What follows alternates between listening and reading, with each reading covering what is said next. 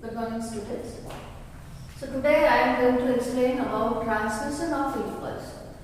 So yesterday we discussed how the impulse is conducted through the membrane of axon, and today how it is transferred from one neuron to another neuron. Because dendrite of one neuron, so that is connected to the axon terminal of another neuron. So that the impulse from one neuron, so that is transmitted to another neuron. So what is the actual mechanism? How it is transmitted? The gap in between, because the two neurons where they are connected to each other, so that point is called synapse. And at this point, in some of the neuron, some gap is present, and in some other kind of neuron, the gap, so that is absent. So the gap which is there in between two neurons, so that is called synaptic cleft. And the membrane of one neuron which is attached to the another neuron, so this membrane is called presynaptic membrane, and the membrane of another neuron, so that is called postsynaptic membrane. So there are two different ways how the impulse can be transmitted. Either it is transmitted in the form of the electrical impulse, or it is transmitted with the help of the chemical molecules which are called neurotransmitter. Okay, so the electrical impulse that can be transmitted in the neuron where there is no gap. Two neurons, they are in close proximity with each other, so there is no synaptic cleft. So that this electrical impulse, it can jump to another neuron, and it is also the process, so that is also much more faster in comparison to the chemical synapse. But in case of the chemical synapse, the impulse is transmitted with the help of the molecules which are called neurotransmitter molecules. So this is axon, and at the tip of the axon, you know that the axon terminal are there. So this is the axon terminal. And at the tip of the axon terminal, a small vessel-like structure is present. And inside the vessel, there are synaptic vessels are present which are having neurotransmitter molecules.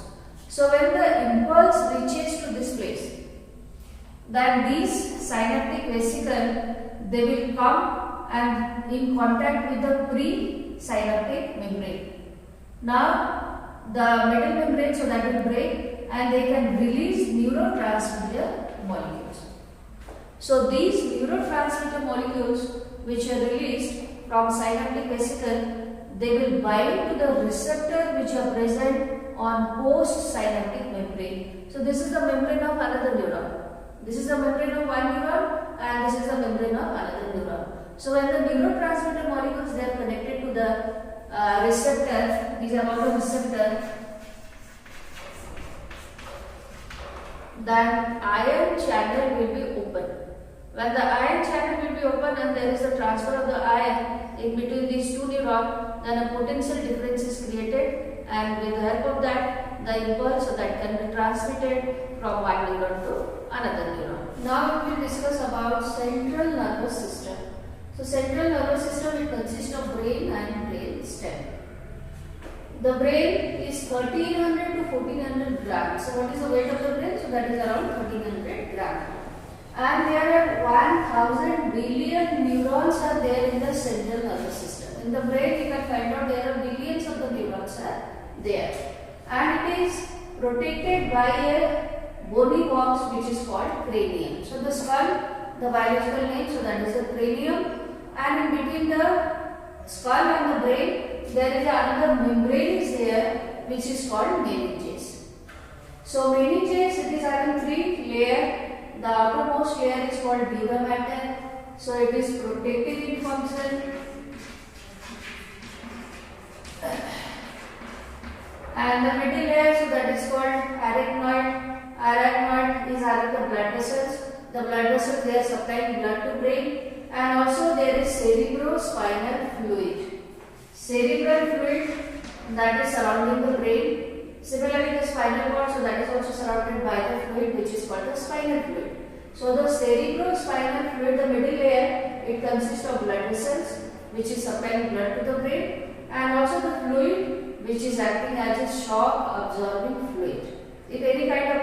if the shock is given to brain, then these fluid which is surrounding the brain and the spinal cord, they are protecting the brain and spinal cord.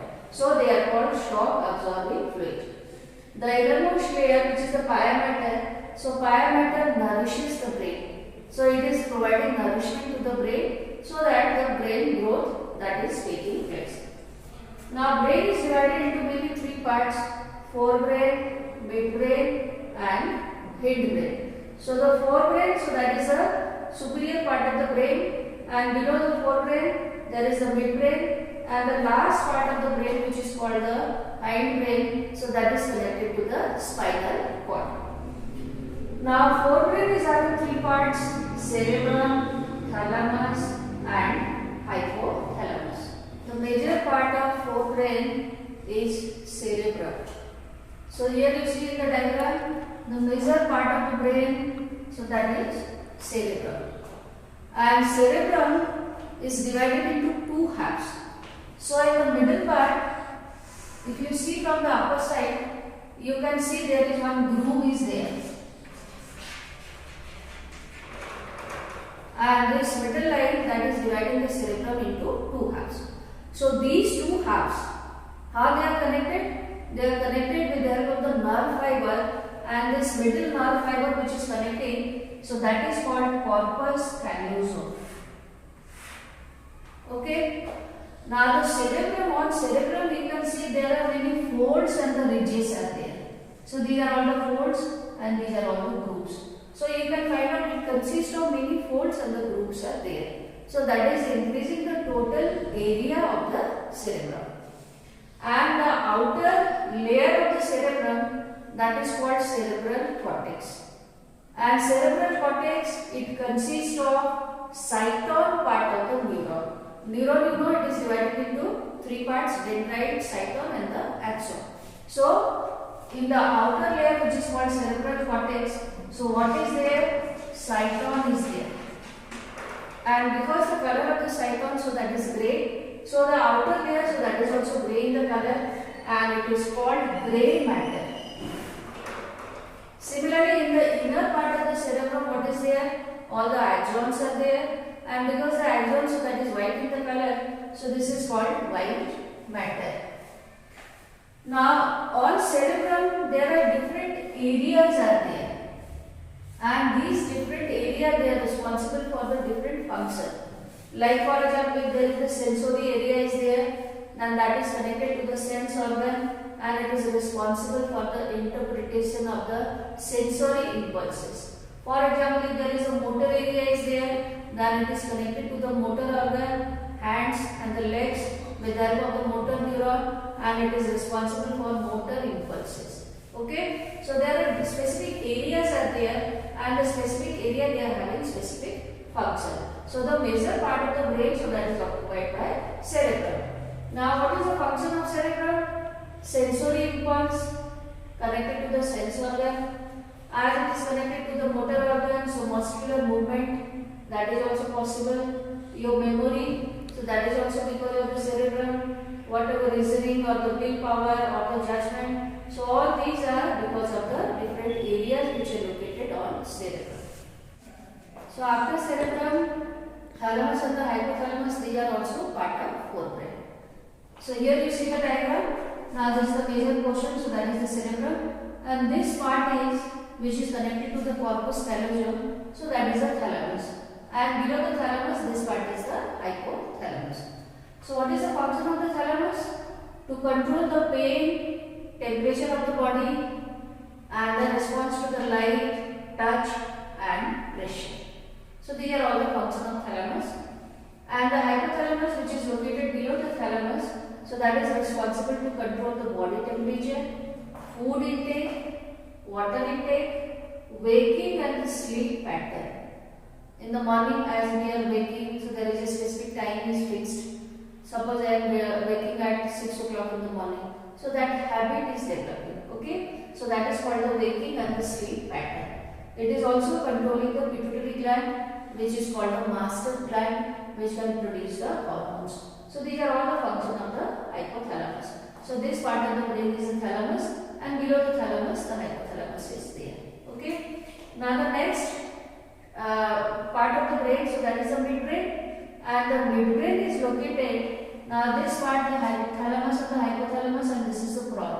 So in between the thalamus and the hypothalamus and the quad, in this middle portion, the midbrain, so that is located. And here you can see there is one canal is developing, one small tube is developing, so that is called cerebral aqueduct. Okay, and also there are 4 lobes are there. Here you can find out in the midbrain there are 4 lobes are there. So like this, bigger and the small lobes are there.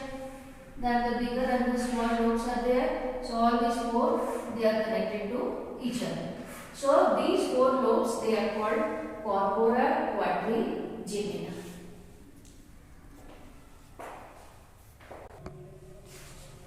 So below the cerebrum there is cerebellum is there. The cerebellum is also divided into 2 hemispheres, as the cerebrum is divided into 2 parts. Similarly the cerebellum, so that is also divided into 2 parts. And the cerebellum, so that is responsible for the muscular activity and the body balance and posture. When we are standing, then we are able to maintain the balance of the body, so that is called static balance. When you are running, then also you are able to maintain the balance of the body.